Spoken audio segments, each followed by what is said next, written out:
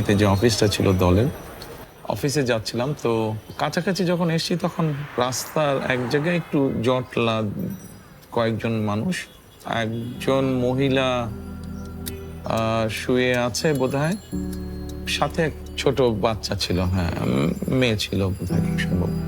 তো দেখি বোঝা যাচ্ছে যে মহিলা অসুস্থ। তা আমি রাস্তার এই পাশে, ওটা ছিল on the other side of the road, অফিসে তখন ফোন করলাম আমার এক সহকর্মীকে, বললাম যে কোথায় তুমি? ও বললো ভাই আমি অফিসে। কারণ কি আমি অমুক জায়গায় আছি, তুমি আসো। ও তাড়াতাড়ি আসলো, আসার পরে আমি বললাম যে দেখো ব্যাপারটা কি।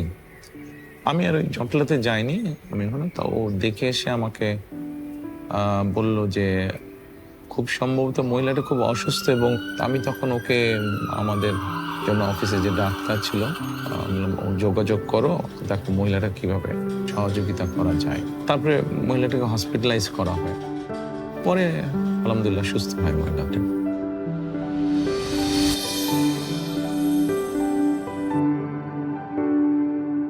একটা কর্মসংস্থানের ব্যবস্থা মনে হয় করা হয়েছিল, যেখান থেকে মিনিমাম একটা তার ইনকাম হয়, যেখান থেকে সে মোটামুটি চলতে পারে।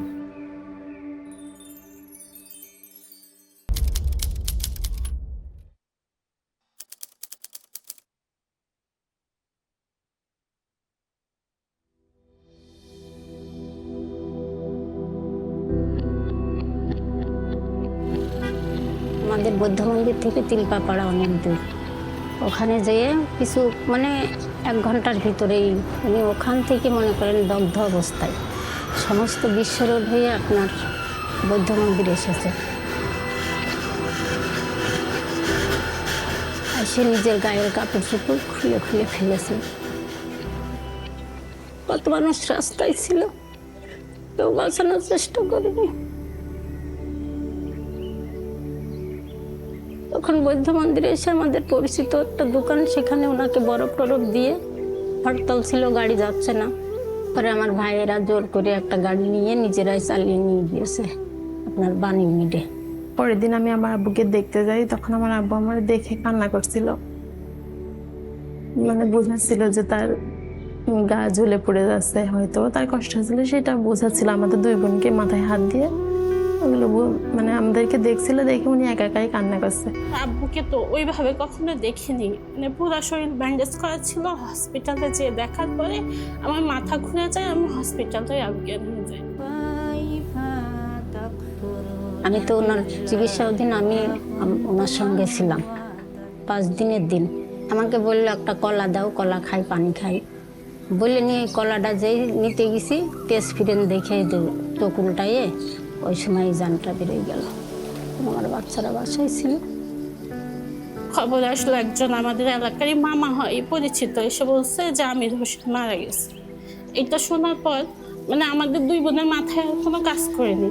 পরে আমি যে আর আব্বুকে দেখতে পাইনি, আমি দেখছি ওই যে ঢাকনাওয়ালা ট্রেসারগুলো আছে না, ওতে করে আব্বুকে নিয়ে যাচ্ছে। যখন লেখালেখি করে লাশের জন্য, আমি অনেক হাতে পায়ে ধরছি যে দেখেন আপনারা অন্তত পোস্টমর্টমটা করেন না।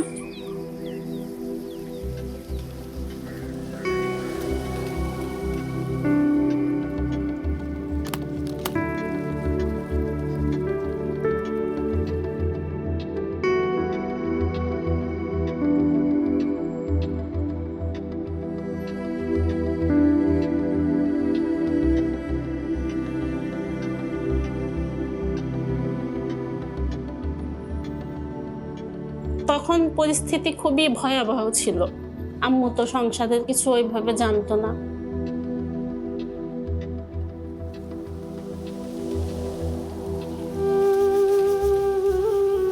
বাবা না থাকলে তো কিছুটা অসহায় লাগেই। আমিও ছোটবেলায় বাবা হারিয়েছি, কাজেই মাথার উপরে বাবার ছায়াটা না থাকলে তো অসহায় লাগে। সেটা ছেলে হোক মেয়ে হোক, হয়তো আমাদের সামাজিক ব্যবস্থায় মেয়েদের জন্য বিষয়টা একটু বেশি কষ্টকর। যখন তাদের এরকম ঘটনাটা ঘটে, তারপরে থ্রু ডক্টর আমান আমরা হেল্প করতাম ফ্যামিলিটাকে। করে একদিন আমান ভাই আমার ওখানে যাই, যে বলে আপনার আমরা মাসে কিছু যদি অনুদান করি আপনি কি চলতে পারবেন? বললে আপনি কাউকে এই বিষয়টা কোনোদিন কেউ যাতে জানতে না পারে, 7 দিয়ে 8 দিয়ে মনে হয় 9টি যে বন্ধ হয়ে গেছিল। বন্ধ হয়ে কোনো খোঁজই পায় নাই। তখন আমি তো আর মনে করেন 8 সালের থেকেই মনে হয় বন্ধ হয়ে গেছিল। আমি তখন আমার নিরুপায় হয়ে আমি দেখলাম এ সম্ভব না, আমি তো আর পারতেছি না। স্বাভাবিক আমি জেলে যাওয়ার পরে তো ওই হেল্পটা বন্ধ হয়ে যায়। ওরাও সবাই তো সমস্যার মধ্যে কি করবে, তখন আমার ওয়াইফকে জানায় বিষয়টি। তখন আমার ওয়াইফ আমাকে জেলখানায় জিজ্ঞেস করলেন যে এরকম, বললাম যে হ্যাঁ এটা তো করতাম, বাট এখন তো পারছি না আমরা। ওনারা যখন 1 বছর খোঁজ না হয় তখন আমি খুবই অসুস্থ হয়ে পড়ছিলাম, কারণ আমার সাহসটা হারাই ফেলছিলাম। সেলাই মেশিনে কাজ করে 3টা পেট, তারপরে লেখাপড়ার খরচ, তখন আমি নিজেই বাড়ি চলে আসছিলাম। মনেও কখনো কল্পনাও করি নাই যে ওনারা আর আমার কোনোদিন খুঁজবে। বছর খানিক পরে তখন আবার আমার মামা একদিন ফোন দিয়েছে আমার আম্মুকে। তখন মনে করেন আমার সাহস, আমার একটা বুকে সাহস আসলো। সেই থেকে সমস্ত চিকিৎসার ভার আমার আম্মুর, আমার বড় বোন অসুস্থ হয়েছিল, সমস্ত চিকিৎসার ভার আমার মামাই মানে ওনার দায়িত্বেই করিয়েছে আমার আম্মুকে। এই দেখেন 17-18 মারা গিয়েছে 21 বছর পড়ছে, অথচ 17-18 বছর ওনারা আমার সঙ্গে আমার পাশে আছে। বিপদে আপদে যেটুকুই হোক আমার খোঁজ রাখছে, এটাই কথা। উনি মনে করেন যে আমার মেয়েদেরকে দিত আর বলতো পড়াশোনা করছো, সকালে এইভাবেও খবর নিচ্ছে, তোমরা কি স্কুলে গেছো, কিভাবে পড়ো, কখন পড়তে বসো। মেয়েদের সবসময় বলে ওদেরকে বিয়ে দেবেন না। যেহেতু বাবাও নেই, সেই জন্য ওরা যদি লেখাপড়া শিখতে পারে, ওরা যদি নিজের পায়ে দাঁড়াতে পারে, তাহলে ফ্যামিলিটার মধ্যে আত্মবিশ্বাসটা ফিরে আসবে। আমি সেই চিন্তা থেকেই বলেছিলাম যে বিয়ে তো করবি, সেটা 2 দিন আগে হোক পরে হোক। তো আমার মা আমাদের জন্য সেই থেকে, আমার মাও আমাদের জন্য অনেক করেছে, মনে করেন পড়াশোনা শেষ করিয়েছে। আমি তো তখন বুঝি নাই যে আমি এটা কোথা থেকে পাচ্ছি। আমি তো এতদিনও জানতাম না। এইবার ডাক্তার দেখাইতে যেয়ে এই মনে হয় বছর 2, তখন বললো যে আপনি যেহেতু নামাজ পড়া রোজাদার লোক, আপনাকে আমার কিছু বলার নেই, ওনার জন্য দোয়া করেন। ওনার আম্মা খুব অসুস্থ, উনি ফোন দিয়ে আমাকে ওটা বলে। তখন আমি বুঝতে পারি। আমার যখন কেউই ছিল না, তখন 2টা বাচ্চা নেমে অসহায় অবস্থা, ওনারা আমার পাশে ছিল। ট্রিটমেন্টের থেকে শুরু করে সমস্ত লেখাপড়া, যা দায় দায়িত্ব, ওষুধপত্র নিয়ে এতদিন আমার সঙ্গে ছিল এবং এখনো আছে। মনে করেন উনি তো বাবার মতো দায়িত্ব এতদিন আমাদের পালন করে এসেছে। ওনাকে দেখলে ওনার সাথে আমি একটু জাস্ট আমার ভালো মন্দ কথাগুলো শেয়ার করতে চাই, ওনাকে একটা সালাম জানাতে চাই। আমার কাছে যখন মনে হয় যে তাদের পাশে একটু দাঁড়ানোতে তারা নিজের পায়ে দাঁড়াতে সক্ষম হয়েছে, তাদেরকে একটু সহযোগিতা করানো, যতটুকুই হোক সহযোগিতা করানো, ডেফিনেটলি তখন তো ভালো লাগবে।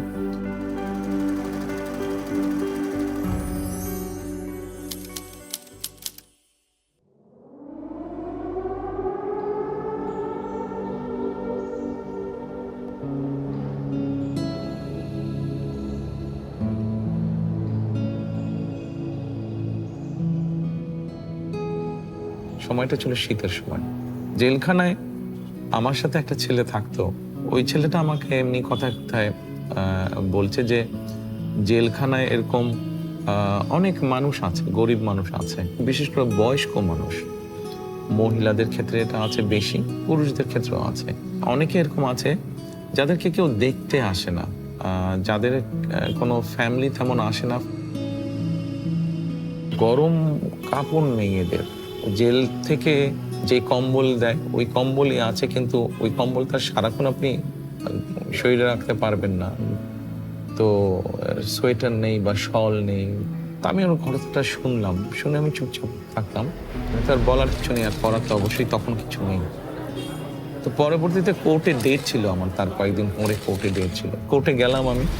কোর্টে যাবার পরে আমার এক সহকর্মী, ওর নাম রুমন, তো আমি কাছে ডাক দিয়ে ওকে বললাম যে এক কাজ করো, কিছু মহিলাদের শলটা হলে একটা সুবিধা হয় কি, আর যেটা চাদর সেটা রাত্রে ঘুমোতেও পারে, বা দিনের বেলায় সেটা শীত লাগলে সেটা গায়ে জড়িয়েও ধরতে পারে। কিন্তু কম্বল তো সবসময় আপনি ব্যবহার করতে পারবেন না, এক্সেপ্ট ঘুমানোর সময় ছাড়া।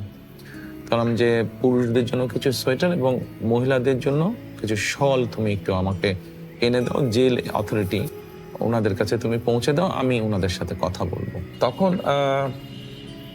জেলে ডিআইজি ছিলেন একজন, মেজর হায়দার। আমি রুমনকে বললাম যে তুমি ওনার কাছে পৌঁছে দিও, আমি ওনার সাথে কথা বলবো। পরে রুমন ওগুলা ওনার কাছে নিয়ে গেছিলো, তবে আমি তার আগেই, আমি যখন ফিরে আসলাম আবার জেলে নিয়ে আসলো আমাকে, তো ওনার সাথে ওই দিন কি পরের দিন বোধহয় আমার দেখা হলো। তখন আমি বললাম যে হায়দার সাহেব এরকম আমি শুনেছি এরকম, তা আমি কিছু এরকম গরম কাপড়ের ব্যবস্থা করছি, তো ওগুলা এসে পৌঁছলে আপনার কাছে দিবে, তা আপনি যদি একটু দেখে, আমি তো আর দিতে পারবো না, আপনি দেখে যদি সত্যি এরকম যারা নিডি তাদের কাছে যদি একটু এই জিনিসগুলো পৌঁছে দেন। তো পরে ওনারা দিয়েছিলেন, ওনারা পরে পৌঁছে দিয়েছিলেন।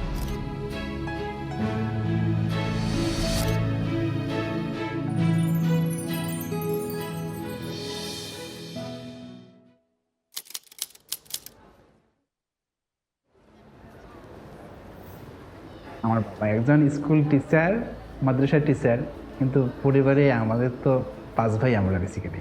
তো সেই সময় আমার বাবার জন্য এডুকেশন যে এক্সপেন্সটা সেটা ব্যয় করা বেশ কষ্টকর হচ্ছিল আর কি। আমার বাবা একজন কৃষক, আমার আরও 2টা বোন আছে, এর মধ্যে আমি মেডিকেলে চান্স পাই।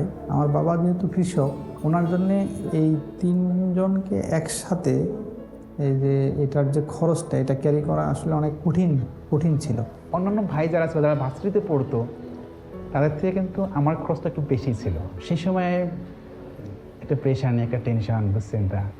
অনেক ছেলে মেয়ে আসতো, meritorious result, very good, excellent result, কিন্তু মেডিকেল বা ইঞ্জিনিয়ারিং বা আর্কিটেকচার এই পড়াগুলো তো একটু এক্সপেন্সিভ, বেচারারা এফোর্ড করতে পারতো না।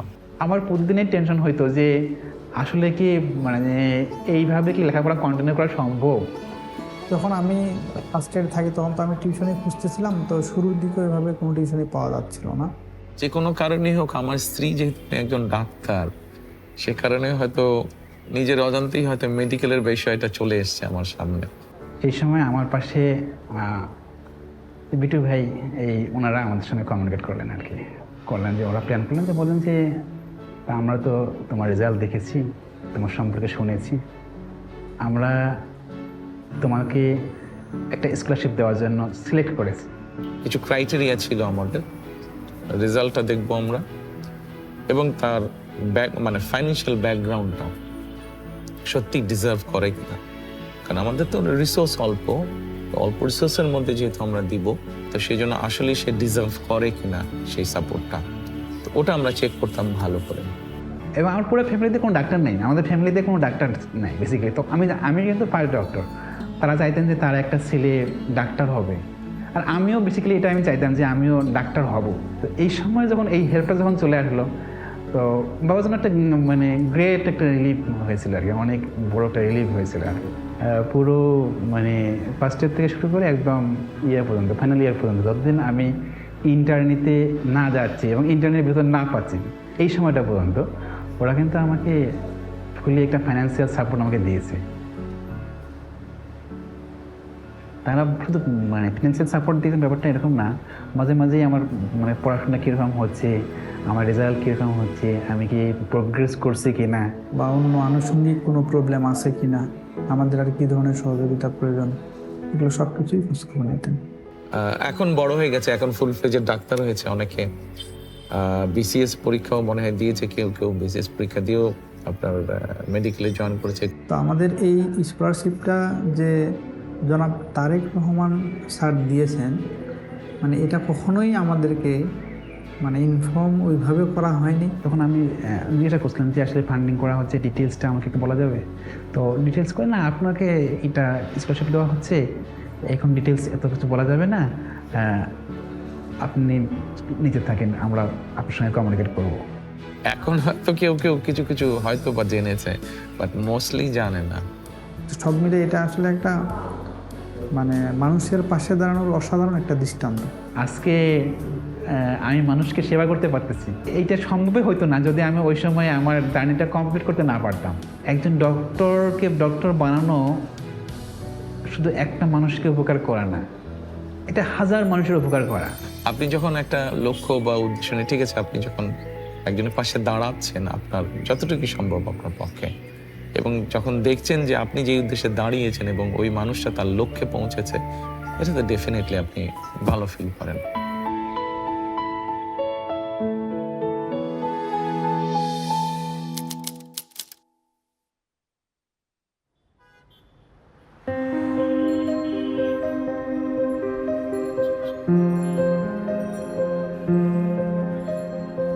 পুরো পৃথিবীতেই মানুষ এবং প্রাণীর সমান কোএক্সিস্টেন্স থাকা উচিত।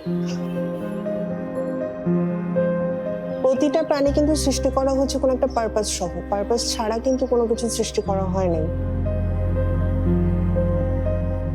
ওরা তো বলতেও পারে না যে আমার খিদা লাগছে বা আমার এই জায়গাটায় ব্যথা, তাহলে ওদের প্রতি আমাদের রেসপন্সিবিলিটিটা আরো অনেক বেশি হওয়ার কথা না?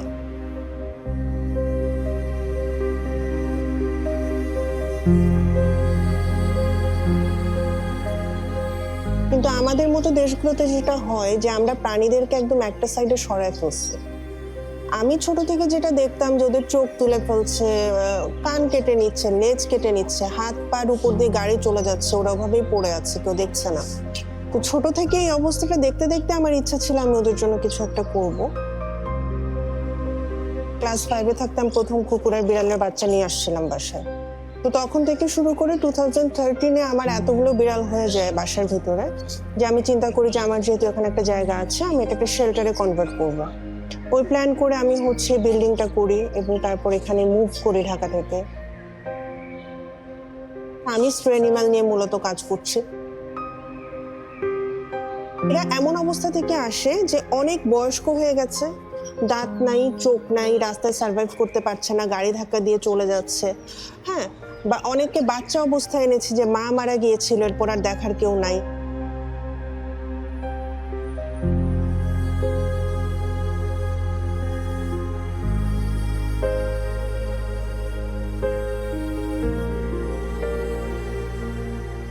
আমাদের এখানে অনেকগুলো আছে চোখে দেখতে পায় না, ওরা একটু এদিকে ওদিকে ঘুমায় থাকে, খুব একটা মুভ করে না। আর হাফ প্যারালাইজড অনেকগুলো আছে যারা ঠিক মতো হাঁটতে পারে না। তোরা রাস্তায় খাবার পাবে কিভাবে আর খাবে কিভাবে, যেখানে সুস্থ কুকুরে সার্ভাইভ করে না। প্রত্যেকটি প্রাণী, জীব কোনো না কোনোভাবে মানুষের উপকার তো করছেই। আমরা সৃষ্টির সেরা সৃষ্টি আল্লাহ, সেজন্য আমাদের দায়িত্ব এই যে কোনো জীব প্রাণীর প্রতি যত্নশীল হওয়া। সোশ্যাল মিডিয়া অথবা কোনো বাংলাদেশি টিভি চ্যানেলে খুব সম্ভব দেখেছিলাম কোনো একটা প্রোগ্রামে যে ও বেশ স্ট্রাগল করছিল, মানে যেহেতু এই ধরনের স্ট্রে ক্যাট বা ডগকে নিয়ে এসে বিশেষ করে যারা ইনজুরিও হেল্প করে, কিন্তু ওরকম সহযোগিতা বোধহয় পাচ্ছে না। তখন আমি ঢাকায় আমার এক সহকর্মী বললাম যে একটু যাও তো, তুমি দেখে আসো তো কি বিষয়টা কতটুকু ঠিক বেঠিক বা সঠিক। 2018-এর দিকে মেহেদি ভাই আমাদের সাথে প্রথম যোগাযোগ করেন over the phone. And to be honest, আমি তখনও জানতাম না যে উনি আসলে কে বা কার পক্ষ থেকে উনি ডোনেশনটা দিচ্ছেন। উনি এখানে আসছেন, শেল্টার উনি ভিজিট করে যান। ও দেখে এসে আমাকে পরে রিপোর্ট করলো। তো তখন আমি এবং আমার মেয়ে আলোচনা করে আমরা সিদ্ধান্ত নিলাম যে ঠিক আছে, আমাদের পক্ষে তখন যতটুকু সম্ভব ছিল ওর কুকুর বিড়ালের আমরা যেটা করেছিলাম যে খাবারের কষ্টটা বেশি হয়, তো খাবারের ব্যাপারে যতটুকু সহযোগিতা করা যায়, তাহলে মাসিক ভিত্তিতে আমরা ওকে বললাম ঠিক আছে। পরে আমি আমার যে সহকর্মীকে পাঠিয়েছিলাম ওকে আবার বললাম যে তুমি গিয়ে বলো যে আমরা খাবারের ব্যাপারে এই পরিমাণ আমরা সহযোগিতা করতে চাই, যদি ওরা এগ্রি করে তাহলে আমরা স্টার্ট করবো এটা। তো তখন তারপরে আমরা তাকে এখন পর্যন্ত আমরা চেষ্টা করছি কন্টিনিউ করতে।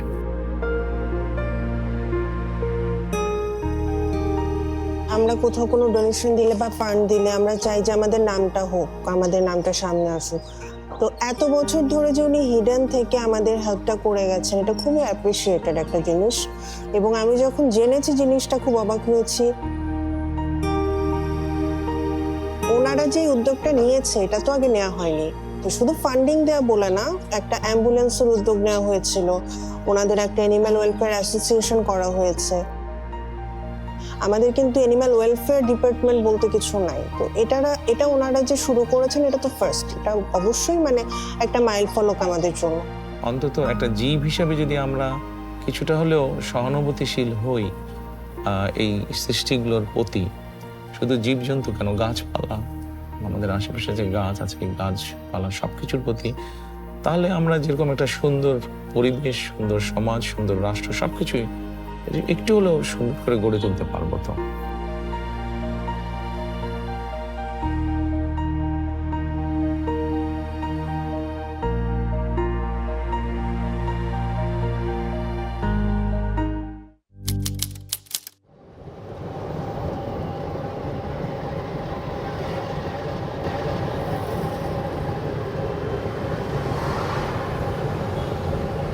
প্রথম ছেলে গেল আলট্রাসাউন্ড করবার, প্রথম গেছে মেডিকেলতে বাইরে পরে গেছে আলতা করবার যাব এই টাইমে সরব দুজন দাঁড়াই গেছে, দাঁড়াইতে গিয়ে যখন সরব পার ওপর গেছে তখন অ্যাক্সিডেন্ট হয়ে গেছে।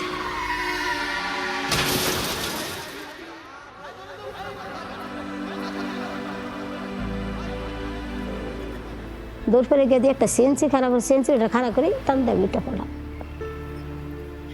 উঠে পড়ছি উঠে পড়ে আমি সিএনসি উঠে পড়ছি, উঠে পড়লে বেড়া আমার নিচে নিলে এবারে বেড়ার করতে একদম বেড়ার কিছু কই নেই, বেড়াই আমার টান দিয়ে নামাই আছে, নামাই উঠে আমি দেখি এনে একটা লাশ দুইটা লাশ দুই জায়গা আমার বইরে আলছে প্যাকেটও আর নাতিনটারে গিয়ে পাই নেই।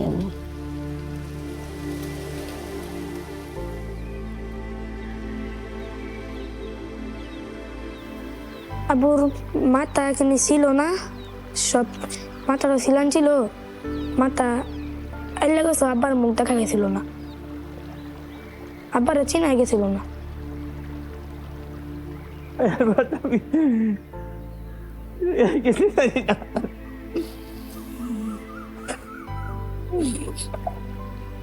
তারপরে গেছি ওরা আম্মুল্লা দেখে দিয়ে আম্মুর এটা কিছু ছিল না, খালি চোখটা ছিল আর কিছু ছিল না। ওই আমার একজন বলছে আমার নাতি আছে একটা মেডিকেল আছে, গেছি গাড়ি এটা মারা গেছে বাচ্চা, এটা শুয়ে দিচ্ছে, শুয়ে থাকলে পরে আমি ওরে দোলা মুচ্ছে সময় দিচ্ছি,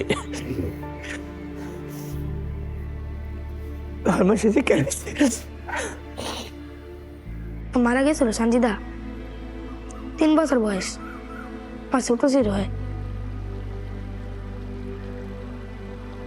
ডাক্তার করে আমরা নাতি আরেকটা আছে, এটা তো মারা গেছে, এবার নাতি আরেকটা পরে ওই গেছি গা দিয়ে নাতি আমার কুলো দিচ্ছে, পরে ডানা হয়ে গেছে মেডিকেল ফটো চালাইয়া। ফাতেমা তার মা বাবার মুখ সে দেখে নাই, আমরা দেখতে পারছি, সে দেখতে পারে না।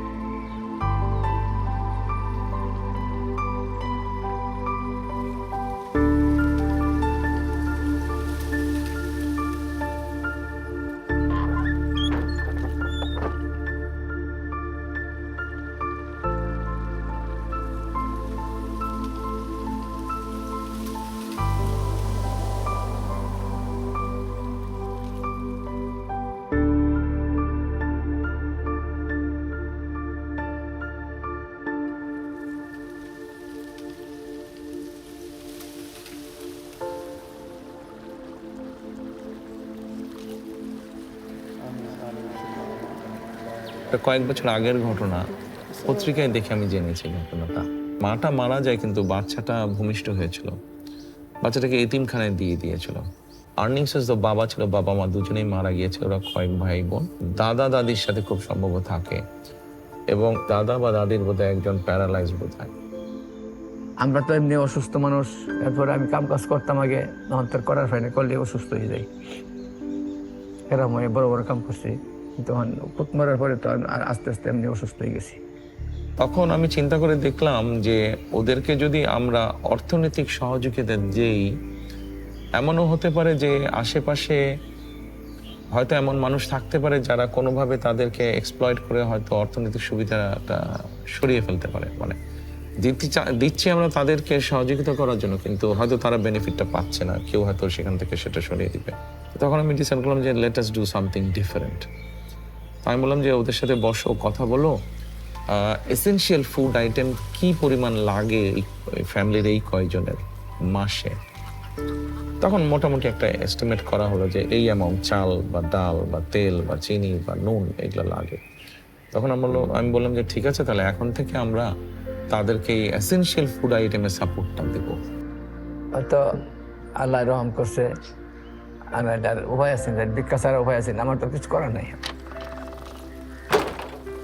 তো আলহামদুলিল্লাহ এখনো আমরা কন্টিনিউ করছি, আজকে বেশ কয়েক বছর হয়ে গেল, বাচ্চাগুলো বড় হয়েছে। মাঝে মাঝে আমি ছবিতে দেখি ওদেরকে, আমি বলি যে ছবি পাঠাও আমাকে, ছবি দেখবো আমি, তোমরা যে দিচ্ছ জিনিসগুলো I want to see that. ওটা দিয়ে আমরা যখন আল্লাহর রহমতে আমরা চলতেছি, দেখা চলে যাবে ভাই, 1 মাস চালাইতেছে। আর রাইতে চুরি হয়ে রাইতে 10টা 11টা বাজে খাউন দিয়ে আইছি।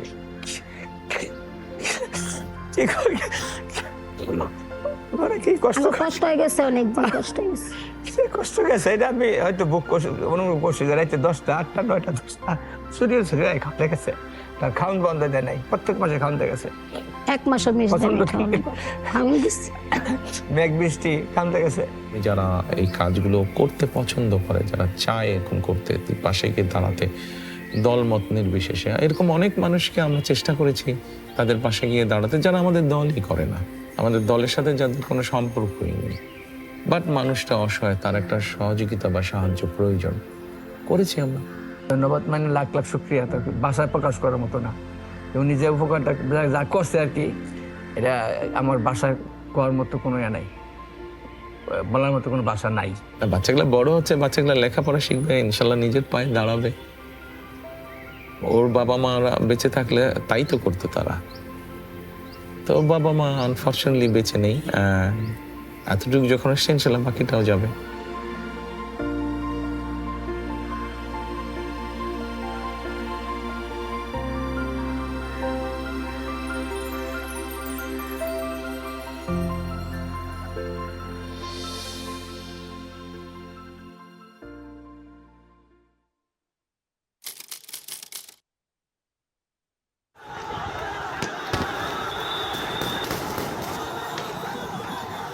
পাঁচ তারিখে আমার ছোট বোন আম্মার বাসায় গেছে, তখন আমরা রাজকোনাতেই থাকি। তো আমরা খবর দেখতেছি আমার ছোট বোন ও নাচতেছে, মানে শেখ হাসিনা পালাইছে এটা দেখে ও ওই খবর টবর দেখলো। 4টা বেজে গেছে, ওর ফ্রেন্ডরা ফোন দিতেছে নিচে নামার জন্য। তো ও চলে যাইতেছে পর আমাকে বলতেছে, আম্মু আমি যাই। আমি কইছি আব্বু যেখানে যাও সন্ধ্যার মধ্যে চলে আসো, আম্মু তুমি টেনশন করো না, আমি চলে আসবো। তো নিচে যে 2 বন্ধুর সাথে চলে গেছে। 7:12 আব্দুল্লাহকে 2বার ফোন দিছি, ধরে নাই। 7:19 আবার ফোন দিছি, 2বার ধরে নাই। 3বারের মাথায় ও ধরছে। 36 সেকেন্ড ওর সাথে আমার কথা হয়েছে।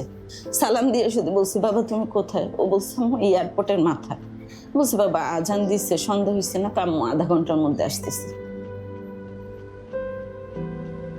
8:10 একটা আননোন নাম্বার থেকে ফোন আসছে, রিসিভ করতে করতে কেটে গেছে। আবার উনি কল দিছে। উনি শুধু ফোন দিয়ে বলছে, আব্দুল্লাহর আপনি কি হন? আমি বলছি আব্দুল্লাহর মা। কেন, কি হয়েছে? ও অ্যাক্সিডেন্ট করছে, আপনি একটু এখনই আসেন। আমি শুধু ওনাটা নিয়েছি আর আমার ব্যাগটা নিয়েছি আর মোবাইলটা নিয়েছি। তো এর মধ্যে আবার উনি ফোন দিছে, আছে আপনি তাড়াতাড়ি না আসলে ঢাকা মেডিকেল পাঠিয়ে দিবে। ওনার এই কথা শোনার পর আমি মোটামুটি যে আব্দুল্লাহর হয়তো গুলি লাগছে, রাস্তায় বেরোনোর পরে আমি বুঝি। তা আমি দৌড় দিয়ে ঢুকে গেছি। ঢুকে ও একটা কফি কালারের টাইস পরা, ওর চেহারা তো ঢাকা, ওর পায়ে সাদা সুতা বাঁধা দেখে আমি বুঝে ফেলছি যে আমার বাবাটা নাই। তা আমাকে ঢুকতেই দিতেছে না। মহিলা মানুষ বলতেছে আপনাকে ঢুকানো যাবে না, আপনি পুরুষ মানুষকে। তোর মামা গেছে, ওর মামা দেখে ওইখানে অজ্ঞান হয়ে গেছে, আমি অজ্ঞান হয়ে গেছি।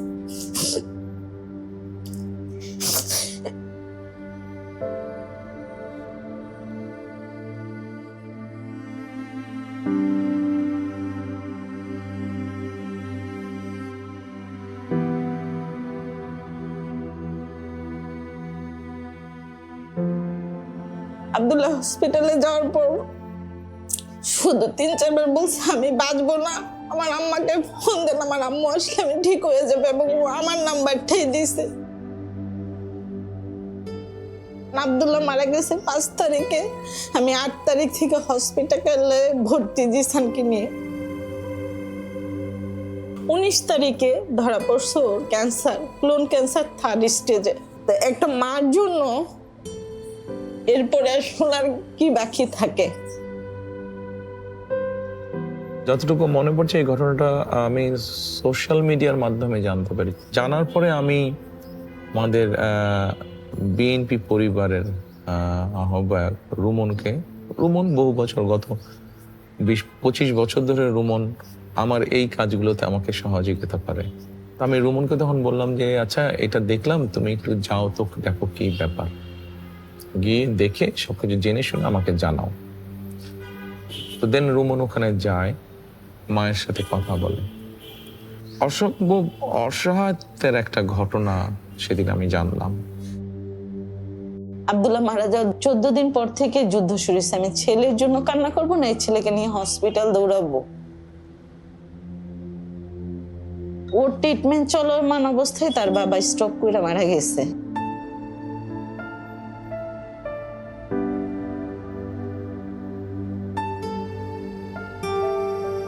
দিন শেষে আমার ছেলের জন্য আমি, আর আমার জন্য আমার ছেলে, আসলে আমরা অনেক একা।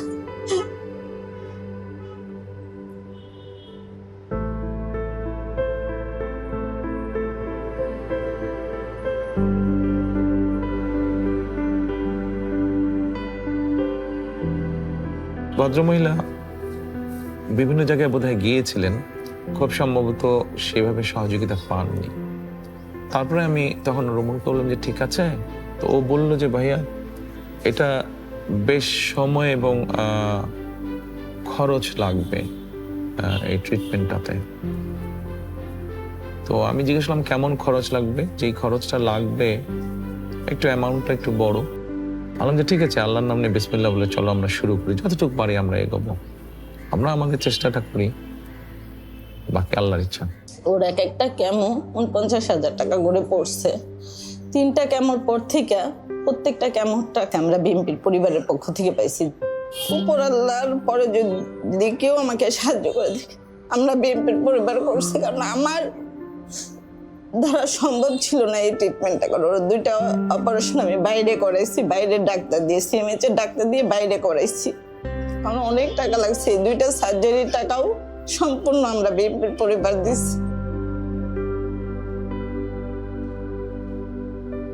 তারেক রহমান নিজে ফোন করে জিসানের খবর নিচ্ছে আমাকে, ওনাদের গুলশান অফিসে ডাকায়া উনি আমার সাথে, আমার ছোট ভাইয়ের সাথে কথা বলছে জিসানের জন্য যা লাগে আমি করব, আমি যতটুকু পারি, আপনি শুধু সুস্থ থাকুন।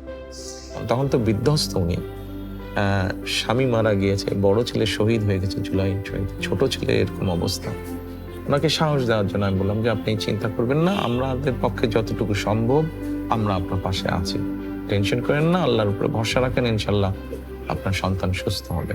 ওনাকে যদি আমি কৃতজ্ঞতা মুখেও বলি সেটা প্রকাশ করে শেষ করতে পারবো না। আমি নামাজ পড়ে ওনার জন্য, ওনার ফ্যামিলির জন্য দোয়া করি। আমাদের সফলতা বা আনন্দটা এখানেই যে বাচ্চাটা আলহামদুলিল্লাহ আজকে অনেক সুস্থ, অনেক সুস্থ বাচ্চাটা। মানে আমি চাওয়ার আগে এত কিছু পাইছি যে চাওয়ার আর জায়গা নাই গা, মানে আমার কোনো কিছু ফুলফিল, আমার বাচ্চার চেয়ে বড় কিছু তো নাই। তারা আল্লাহর রহমতে তাদের উসিলায় আমি আমার বাচ্চাটাকে সুস্থ পাইছি, এটাই আমার জন্য অনেক অনেক অনেক আলহামদুলিল্লাহ। মাটাও যখন সেই প্রশান্তির হাসি দেয়, ওটাই আমাদের কাছে সবচেয়ে বড় পাওয়া।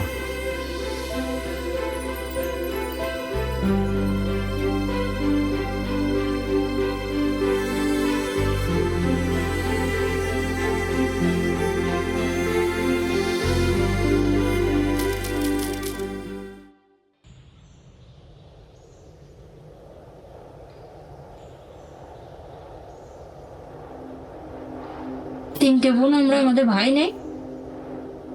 বোনেরা বাপ থেকে মামা বাড়ি থেকে দিয়ে এসেছিলেন, টাকা বিক্রি যাচ্ছিল। যখন বাচ্চা হয়েছে তখনই এর বাপ যশোর যেতে, তখন আর বাপের কাছে জিজ্ঞেস করিলাম, যে বাপ কোথায়, তখন বলছে যে যশোরে থাকে। এই দেখার পরে আর হসপিটালও দেখতে গেছিল, দেখছি বই দেখে তো ও সফরে চলে গেছে। তখন ছেড়ে দিয়েছে, তখনই বলেছে। ওখানে 8 মাস ছিলাম শ্বশুর বাড়ি, তারপরে মামা বাড়ি পাঠাই দিয়েছিল। মামা বাড়ি থেকে তাই কয়েক মাস থাকার পরে তাই কাবার দিয়ে দিয়েছিল। এটুকুই চাইছিলাম যে আমার বাচ্চা যাতে তার বাপের পিতৃ পরিচয় চাই পাই, যাতে দাদা বাড়ি যাতায়াত করতে পারে। শুধু আমার কাছে থাকবে না, তার দাদা বাড়িরও তো দরকার আছে, দাদা বাড়ি যাতায়াত করবে, দাদা বাড়ি যাবে তারা। এখনো বাপের এই দিকতেও কষ্টেই আছে, কারণ আমার কাছে অনেক সময় বলে, এটা ভাই বলতে পারে না। যখন আমার বাচ্চা জিজ্ঞেস করে সবার আব্বু আছে, সবাই কোলে ওঠে, আমার বাচ্চার অনেক পেরেন্ট মানে কথা বলে বড় মানুষের মতো ইয়ে বলতে গেলে আমার আমি বলতে পারি না, যে অনেক অনেক প্রশ্ন করে। যখন সবাই আমার ওই স্বাস্থ্য ভাইরা আছে, বাচ্চারা সবাই মা আব্বু বলে কোলে ওঠে, তখন আমার বাচ্চাও অনেক সময় ভুল কেমনে মামাকে বাপ বলে ডেকে ফেলে, বুঝছেন।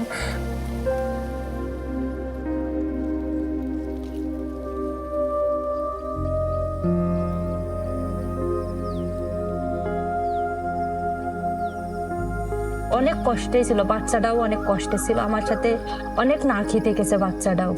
ওষুধ মনে করেন সবসময় আমার ডাক্তারের কাছে রাখতে হয়, একটার পর একটা হতেই থাকে, একটার পর একটা হতেই থাকে, বেশিরভাগ ও ডাক্তারের কাছেই থাকে।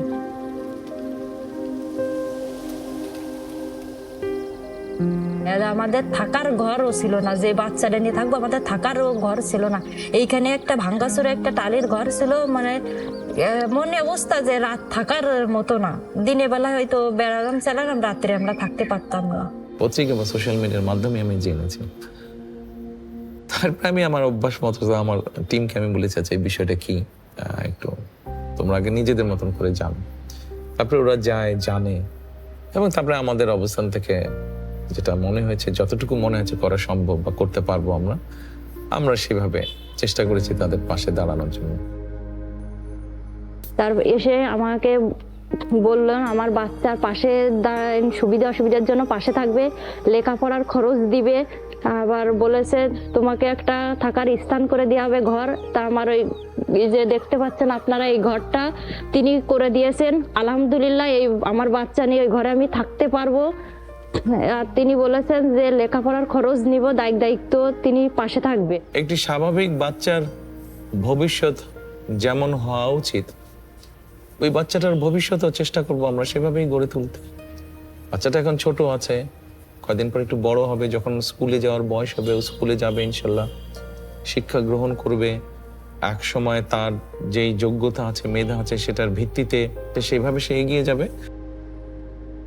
হ্যাঁ, তারেক রহমান তিনি মানে আমাদের কষ্ট বুঝেছেন, যে তিনি একটা আসলে আমার কাছে মনে হয় তিনি একটা মহান মানুষ, যে আমাদের পাশে দাঁড়াইছেন, যে গরিবের পাশে দাঁড়াইছেন। তার শুভাকাঙ্ক্ষী হিসাবে আমরা যারা আছি, আমরা যতটুকু পারি তাকে সহযোগিতা নিয়ে তার পাশে দাঁড়াবো, তার সাথে থাকবো।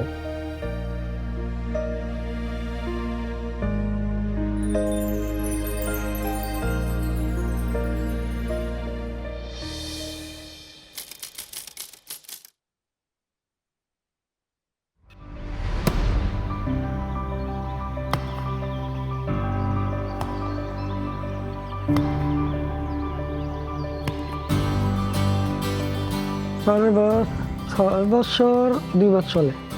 আর যখন বয়স 3-3.5 বছর হয়, তখন তুই খেলাধুলা আমি নিজেই শিখাই।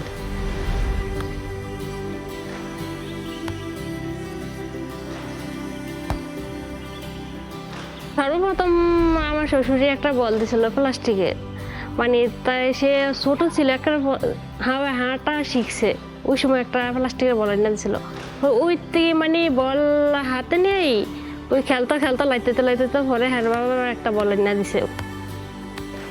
আমার দোকানের সামনে আমি ফজর নামাজ পড়ি, ডেলি শিখাইতাম অন্তত 1 থেকে 1.5 ঘন্টা। যখন 2-5-6 মাস খেলা শিখছে, তখন দেখি নিজেই সেতুভাবে আরও আব্বা বল খেলতে জায়গা, হ্যাঁ খুব আগ্রহ। তখন দেখলাম আস্তে আস্তে যেটা শিখে আল্লাহ দিলে সেটাই দেওয়া শিখে বা শিখতে চেষ্টা করে। তখন আমি বুঝছি না, আস্তে আস্তে মোটামুটি ভালো একটা কিছু করবে। আমাদের এলাকায় অনেক পোলাপাইন আছে, মোবাইলে ভিডিও করে টুরা প্রথম ইয়া করছে, পরে চ্যানেল আছে না, চ্যানেলে আসলো, সবাই হিসাবে এটা ভিডিও টিডিও করে ভাইরাল করছে। আমাদের দলের একজন নেতা আছে আমিনুল, সবাই ওকে ফুটবলার আমিনুল হিসেবে জানে। যখন আমরা পরিকল্পনা করলাম যারা এরকম প্রতিভাবান আছে তাদেরকে আমরা আস্তে আস্তে আস্তে খুঁজে বের করব, তখন আমি আমিনুলকে বললাম যে আমিনুল, তুমি এক কাজ করো, তুমি তোমার মতন করে খোঁজ করো এরকম প্রতিভাবান শিশু, কিশোর, যুবক কোথায় আছে। এবং তখন খুঁজতে গিয়ে আমরা এই ছোট বাচ্চাটাকে খুঁজে পেলাম। আমি সাইকেলের কাজ করি, মেকানিক কাজ, অত 500-600 টাকা কাজ করি, এটা দিয়ে আমি সংসার চালাই, চলি। তখন ওর বোর্ডও ছিল না। জার্সি আমার দেশের পোলাপাইনে 2টা জার্সি দিয়েছিল, ওই জার্সি দিয়া খালি পায়ে খেলাধুলা করতো। এরপরে গোলরক্ষক আমিরুল সাহেব আসলো, আইসা সোহানারে কিছু উপহারও দিছে, বুট, পেন, জার্সি, তারপরে বল। ছেলেদের মধ্যে হোক মেয়েদের মধ্যে হোক, যার যেই প্রতিভাটা আছে তাকে আমরা চেষ্টা করব সেই প্রতিভাটা আরো যাতে বিকশিত হতে পারে সেই সুযোগটা তৈরি করে দেওয়ার জন্য। ছেলে তো দেশের হয়ে খেলবো, ভালো একটা কিছু করবো, এটাই তো আমার স্বপ্ন। যাতে এটাই দেশের ভালো কিছু করাই তো আমার ভালো কিছু করা। আমাদের এই প্রতিভাবানদেরকে যদি বের করি এবং ওদেরকে যদি একটা স্কোপ তৈরি করে দিতে পারি আমরা, তারা আরো বিকশিত হয়।